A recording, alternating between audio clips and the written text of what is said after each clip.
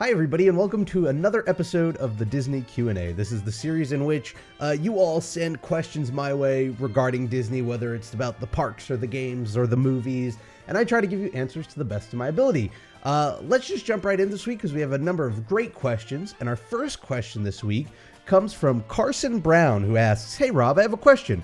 What Disney character or characters would you like to see a ride themed around? Which retired ride would you like to see returned? Thanks and have a magical day." So the second question's easy because it's the same answer as always, which is I don't really want to see any retired attractions come back.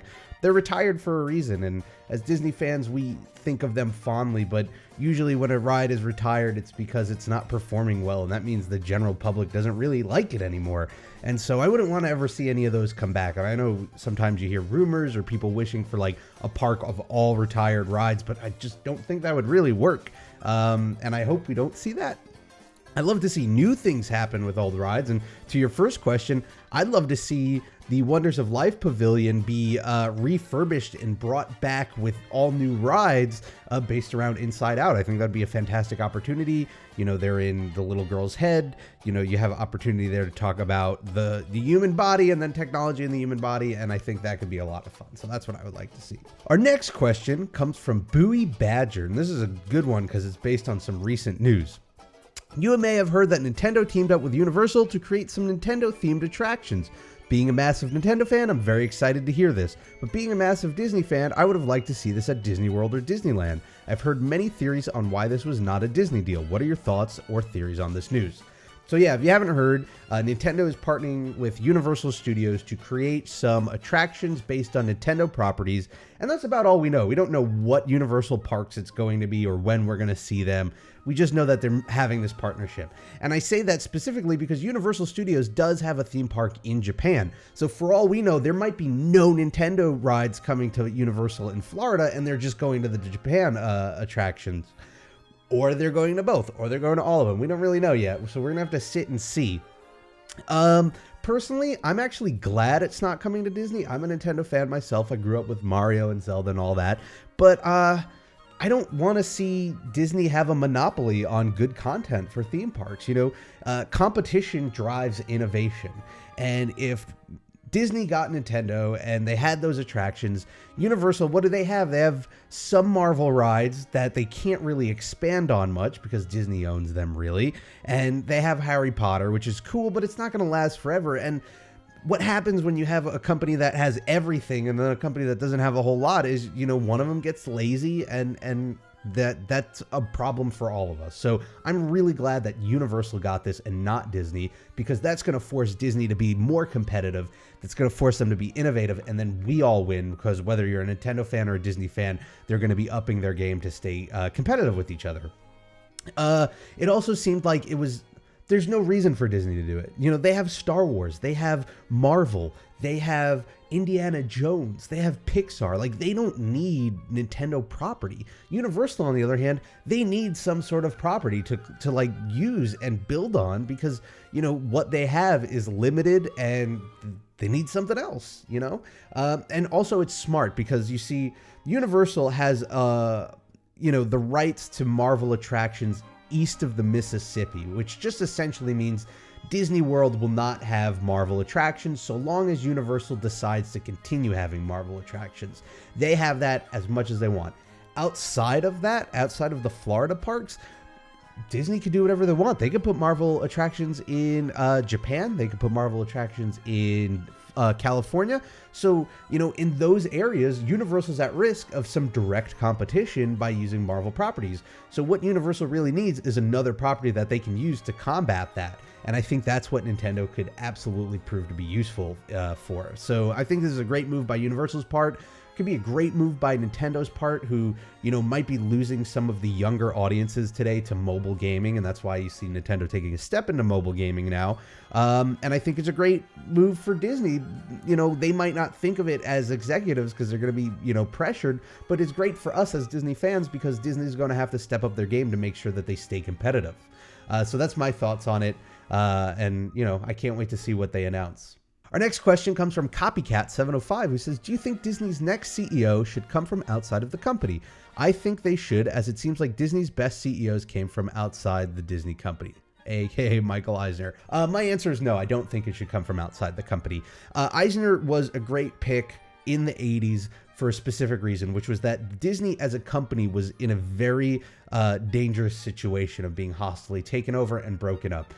In a situation like that, it's important that, maybe you have that outside voice come in and take over because the current leadership just isn't doing the job right. Essentially, he ousted the person in front of him to have that job. We're in a position now where Disney as a company is doing really well. Marvel's doing great. Star Wars is going to do great. The parks are doing great. As a company, Bob Iger is being really smart because he's stepping down before things get bad. He saw what happened with Eisner. Eisner stuck around a little bit too long and people turned on him.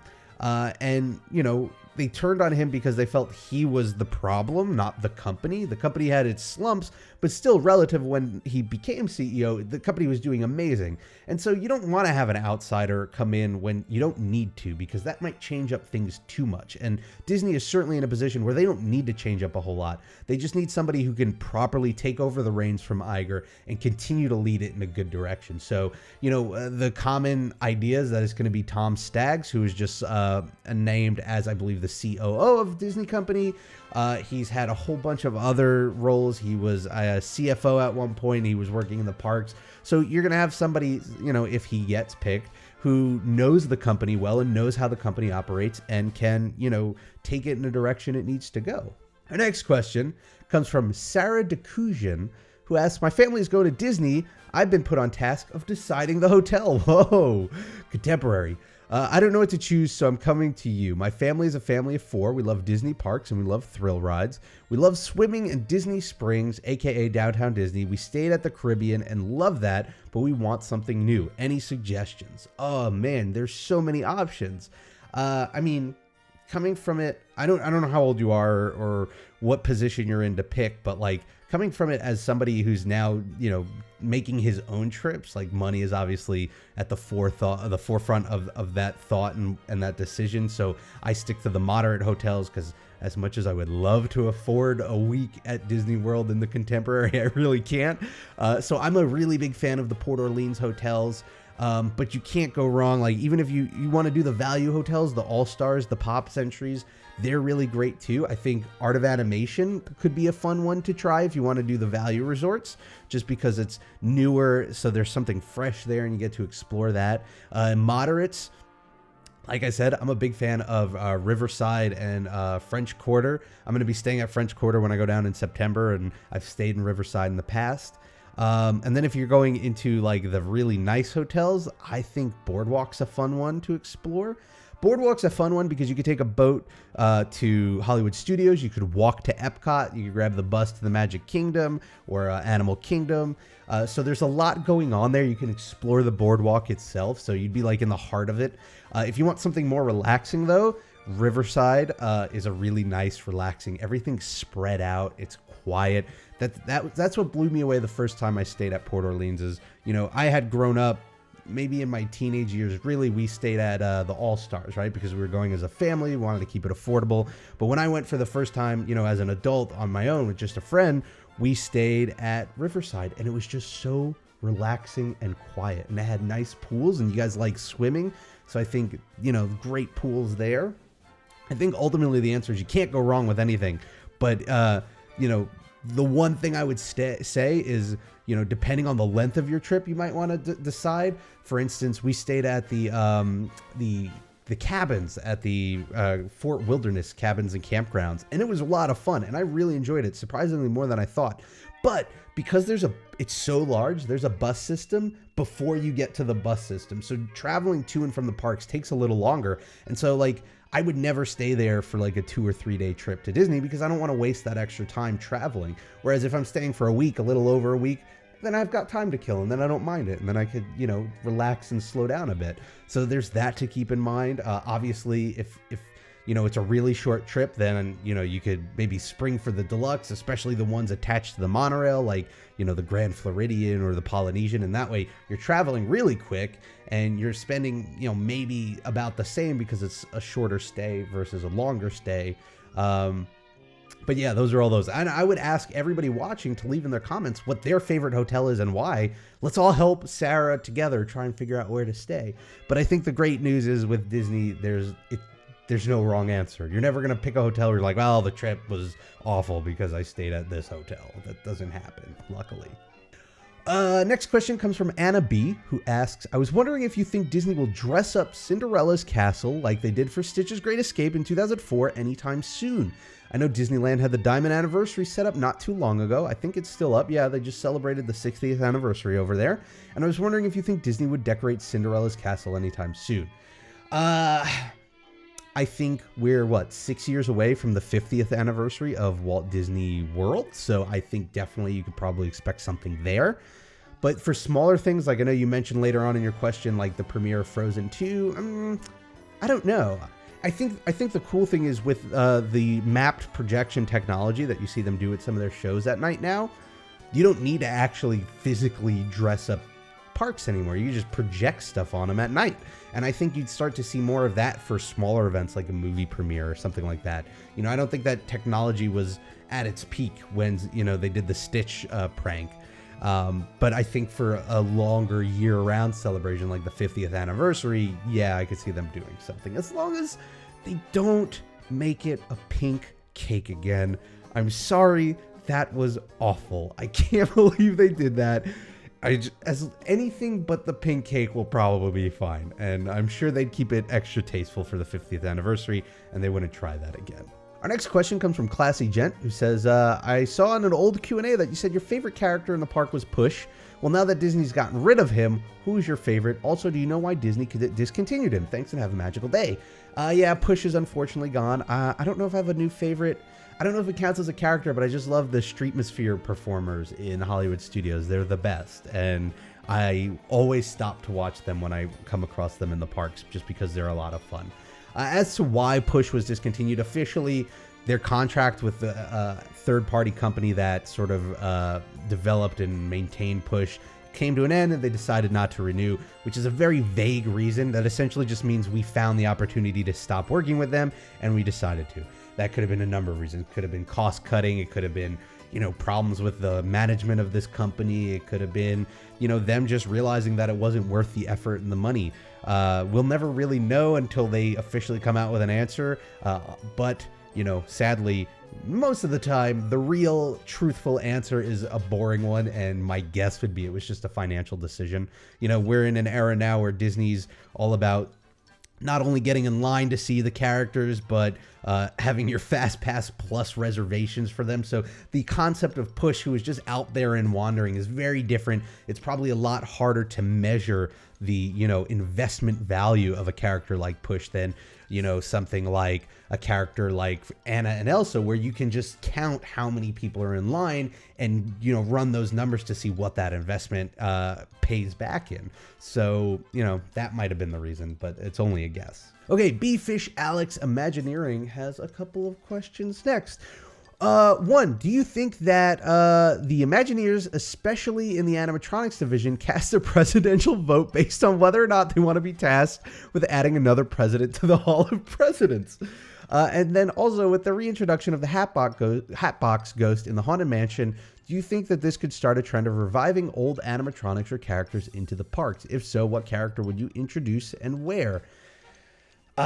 So for your first question, I certainly hope not. There are so many aspects that go into voting for the president you want. I hope they're not making their decision based on the work they have to do. And you know what? Personally, I imagine that these Imagineers who work on these animatronics, they love what they do. You have to. There's so much work that's involved. So I don't think that they would look at the task of building a new animatronic as something to avoid. It looks, if anything, the question might be, do you think they vote for a new president because they want to build a new animatronic? And also, I hope that's not the case. I hope they're picking it because of the politics. For your second question, could it start a trend? I don't know. I think that's tough. I think the Hatbox Ghost is a very special case. You know, that's a character that, even though he wasn't in the attraction for so long, had a cult following. And I try to think of animatronics that similarly have a cult following, and I don't know if there are that many. You know, maybe like Dreamfinder. but that's about, like, I can't think of a lot that, I think that's the driving decision. I don't think Disney's looking at it and going, okay, what old animatronics can we bring back because we've decided to.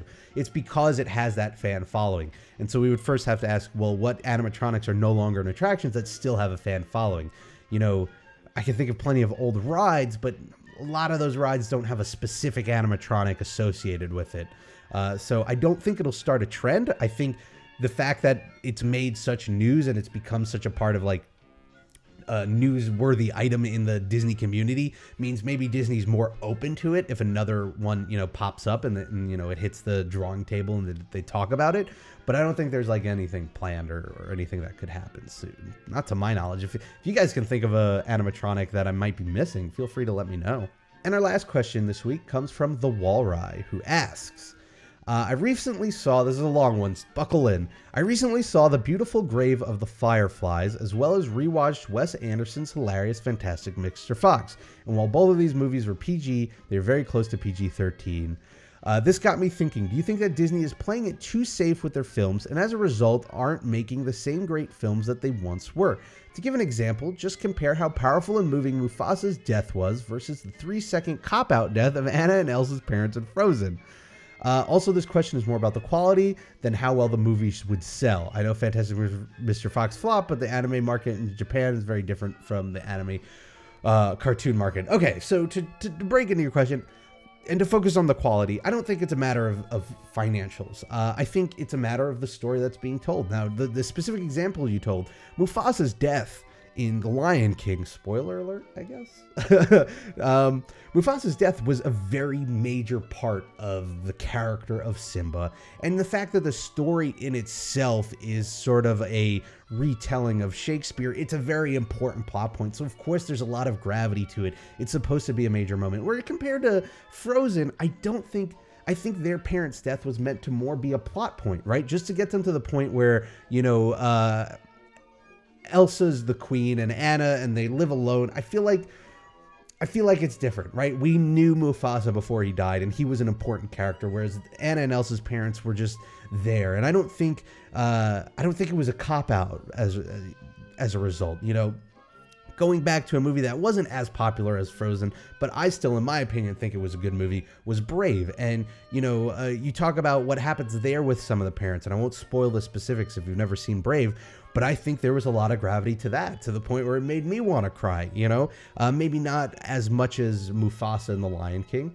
I don't think Disney is afraid of dealing with grave situations or darker situations. I think a very interesting example we'll see soon, and maybe I'll be wrong on this, is Inside Out. Because here you have the premise of this film is, the girl has all these emotions in her and things get lost and things go crazy. And I think the idea of dealing with, the mixed and confusing emotions of a girl when she's, growing up, or any kid when they're growing up, can be a very, not dark topic, but a very serious topic and a very touching topic. And I think Pixar is going to treat it really well, and it won't be something like a cop-out. But no, I don't think death is treated any less severely as it is in the past. Maybe to an extent. I don't know. I mean, maybe it is a sign of the times. It's hard to tell. It's hard to tell from an objective perspective because, I grew up through these different eras, and so my age is changing as I watch them, and so what I expect to see or hope to see changes as well. But, I'd like to think that the people at Disney have enough creative freedom that they can explore it in one way or another. Anyway, thank you everybody for the fantastic questions. If you have a question you'd like to ask it, feel free to ask it in the comments below. You can let me know on Twitter. I'm at Rob Plays, or you could snail mail it to me at my P.O. Box, which is Rob Plays That Game, P.O. Box 864079, Queens, New York 11386. Thank you all for watching. Have a great week. Whatever you're doing, make the most of it because it makes it that much better. And I hope to see you all next time for the next Disney Q&A. Bye, everybody.